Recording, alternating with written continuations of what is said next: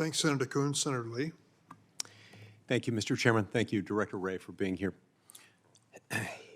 In a report issued declassified in August of 2021, the Director of National Intelligence stated, quote, FBI personnel conducted multiple queries of an individual who had the same last name as the FBI personnel conducting the query.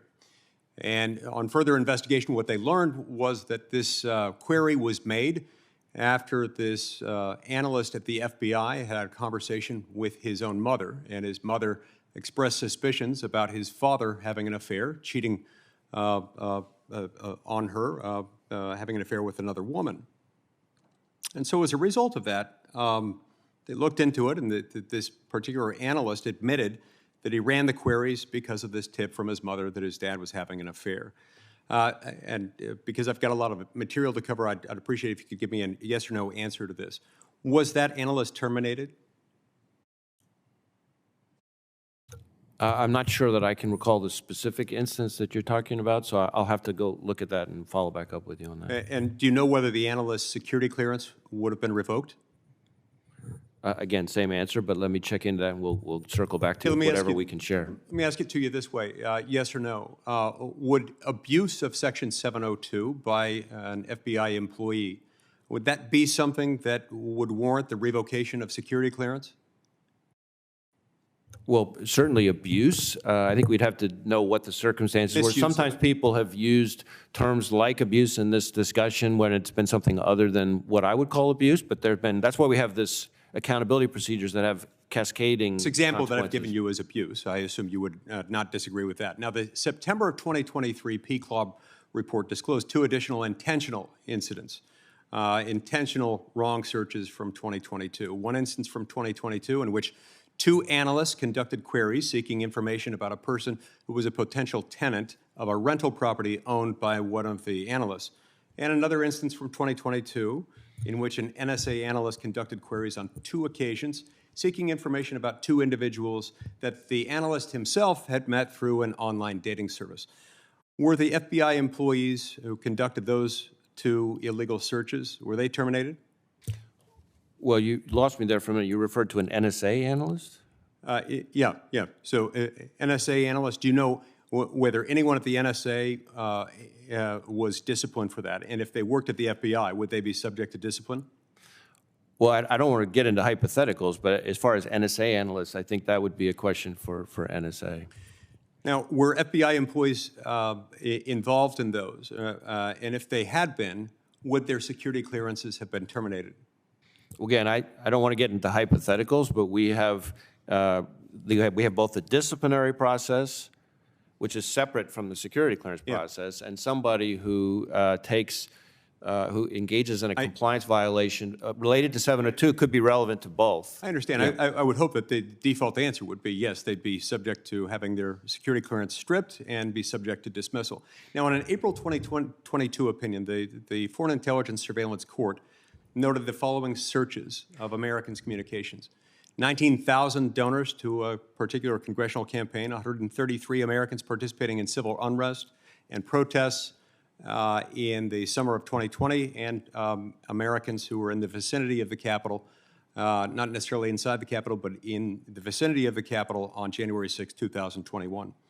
The DNI's semi-annual assessment of Section 702 disclosed illegal queries conducted in 2019 to 2020, quote, using only the name of a U.S. congressman. The FISA court disclosed 2 particularly egregious searches from 2022. In June of 2022, an analyst conducted 4 queries of 702 information using the last names of a U.S. senator and of a state senator without further limitation. On October 25, 2022, a staff's operations specialist ran a query using the Social Security number of a state judge who had, quote, complained to FBI about alleged civil rights violations perpetrated by a municipal chief of police, close quote. Were the FBI employees who conducted those illegal searches terminated, or did they have their security clearances stripped? Yes or no?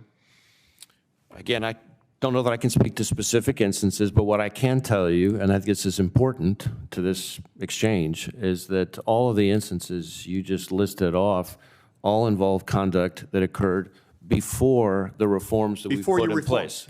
Before the reforms you put in place, reforms, the text of which we don't even have access to. Reforms that you've put in place. I've been on this committee for 13 years. During the entirety of those 13 years, I've expressed concerns to FBI directors appointed by presidents of both political parties and 3 different presidential administrations. Every darn one of them has told me the same thing. Don't worry about it. We've got this taken care of. We've got new procedures. It's going to be different now. It's never different. You haven't changed. And you keep referring to these policies, these new procedures. We haven't seen that. We're not even allowed to have access to it. And we have absolutely no reason to trust you because you haven't behaved in a manner that's trustworthy. You can't even, as we sit here, tell me that people who intentionally, knowingly, deliberately violated the civil rights of American citizens, that they were fired or that they had their security clearance stripped. Now, in 2022, FBI and other agencies searched Americans' communications over 200,000 times, only 16 of which were evidence of a crime-only searches that returned information. I'd like to ask you to give a yes or a no answer to these questions. Were the 3 related batch queries consisting of over 23,000 separate queries relating to the events of January 6th, were those evidence of a crime-only queries, yes or no? I don't know the answer to that. The answer is no. I do know the answer. The answer is no. Were there 141 queries for the activists arrested in connection with the George Floyd protests here in Washington, D.C., evidence of a crime-only queries? Those were non-compliant queries, and again, they all predate the reforms that we've put in place, which echo other reforms that other FBI directors have told me about every darn year. How about the 19,000 donors to a political campaign? The answer there is no. What about the query for a sitting member of Congress? The answer there is no. What about the query involving a U.S. Senator, which for all we know could be any one of us? The answer is no. And so what does that tell me? Well, what I'm hearing and what these data points all point to is that a warrant requirement or prohibition relating to, quote unquote, evidence of a crime-only queries would not have been something that would have prevented any of the most egregious examples of the abuse that we've seen under Section 702. So the FBI is already required to obtain a court order in some circumstances before accessing the contents of Americans' communications in the context of 702. They're already required for that in some circumstances. Since 2018, how many times has that requirement been triggered, according to government reporting? Do you know? You're talking about the so-called F2? Yes. Yeah, how many times has it been triggered? Yes. I think there have been 2 instances where I think is maybe the number. 103. 103 times it's been triggered. And out of those 103 identified times, the FBI should have obtained a court order. How many times did the FBI actually obtain one? Do you know? That, I think the answer is none. 0.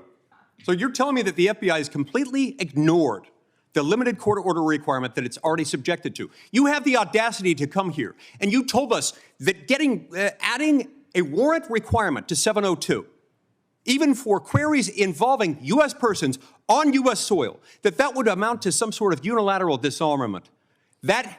You have a lot of gall, sir. This is disgraceful. The Fourth Amendment requires more than that, and you know it.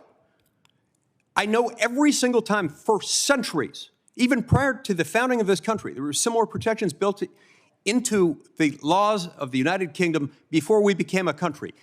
Even then, the government was making the same darn argument you're making today, which is it's too hard. This would make it hard for the government. It's why we have a Constitution, sir, and you must comply with it. Mr. Chairman, may I respond briefly?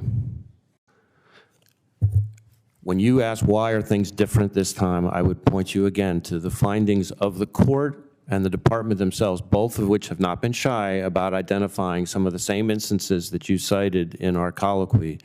They themselves have observed the effectiveness of the reforms, which is why the pre versus post date of the reforms becomes very significant. So that's number one. Second, as to your claims about constitutionality, I would point you back to what the case law actually shows on this subject, which is that no court has found 702 in its current form to be unconstitutional, and every court to have looked at it has found it to be constitutional. Well, and last point. How lucky for you, because no one has standing to do that. No one knows when they're being surveilled.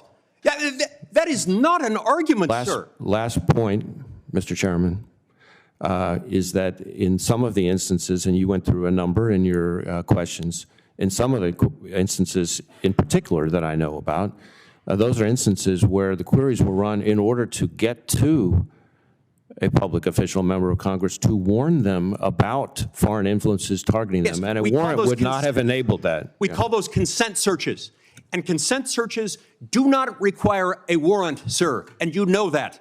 There is nothing that you have done that is not entirely within the FBI's control and supervision. You're asking me to believe something that is not believable because your agency has made it unbelievable, and I refuse to accept it.